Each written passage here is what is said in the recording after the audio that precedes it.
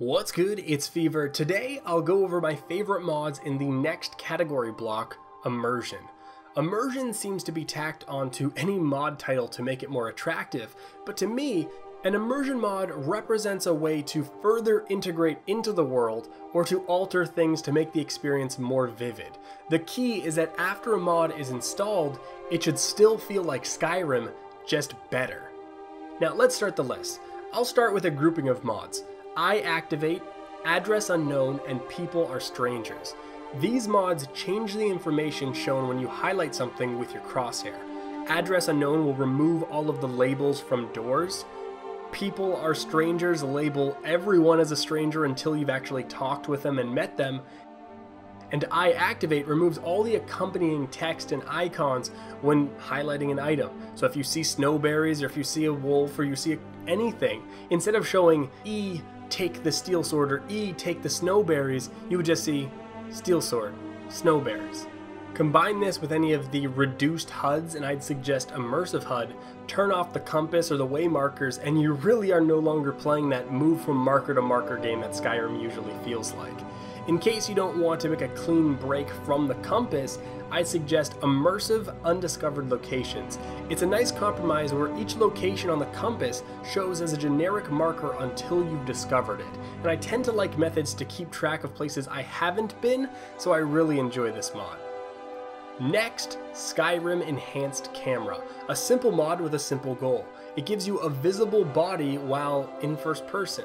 You look down and there you are. This is the type of mod that once you play with it, it just feels silly to not have it. Winter is Coming or Skyrim Cloaks, and you can actually use them both together. This mod adds cloaks into the leveled lists and the craft lists, but it is much more than just an equipment mod. The idea of wearing these huge Game of Thrones-esque bearskins over your back reinforces the idea that Skyrim is this cold and frigid place. It really brings about an air of authenticity, and that's why I value this mod, not because it's just an extra item slot. The next mods will introduce features or systems into the game, and first we have iNeed. This is a streamlined approach to a person's basic needs: eating, drinking, and sleeping. You must stay rested, you must stay fed and quenched, or else you're going to be facing stiff penalties. Your conditions are easy to track with an on-screen widget, and the mod contains many other offerings such as food spoiling, new diseases, as well as other items to help you meet your needs. There are other mods that deal with survival gameplay in a much more complex way, but I've always felt that those mods take away from the Skyrim experience, and in the end you basically are just playing those mods. iNeed isn't pushy with its gameplay, you're still playing Skyrim with a little bit of flavor. Hunterborn.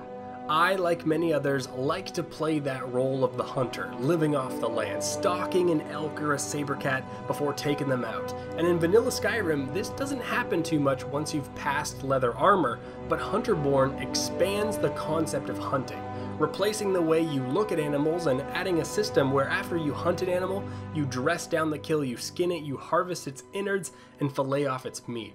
You'll use all these ingredients in many of the new alchemy mods and cooking recipes, and the main appeal is giving animals a real purpose after that leather armor fiasco.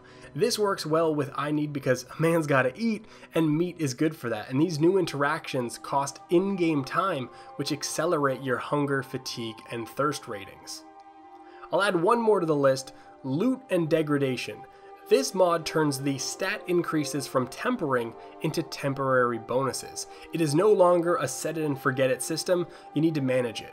Equipment now slowly worsens over time when you're using it, losing and downgrading through the temper ranks until you basically need to retemper them, and a widget on the side will show you where all your gear stands at a glance, and it works a lot like Monster Hunter Sharpness, and gives you a good reason to return to towns and seek out a blacksmith, or even gives you a reason to pick up blacksmithing even if you hate crafting. The mod can also add tempered items into NPC inventories that they'll use against you, so you'll come across many more out in the world, and you could even change the settings a little bit more hardcore and give your items the option to break if they're not tempered and they're at the lowest difficulty. So that's my list of immersive mods. It seems sort of short, but these are the ones that I really stand behind, and I know that a lot of people are going to hammer down on me for neglecting Frostfall, and my reasoning is the same reason why I take iNeed over other survival mods. Frostfall is massive. It does a lot of stuff and it does it really great, but when you install Frostfall, you're now playing Frostfall. It's not quite Skyrim. Suddenly you're more worried about how long it has been since you were at a fire than you are about exploring dungeons and killing skeevers. Water is now deadly, and rain is more of a threat to you than a saber cat, and overall it doesn't quite feel like Skyrim. And I still use Frostfall in my normal mod list, but it's a specific experience you need to want to play to get anything out of it. A lot of great mods in this list, but there are many more to check out. Until next time, this is Fever. Peace.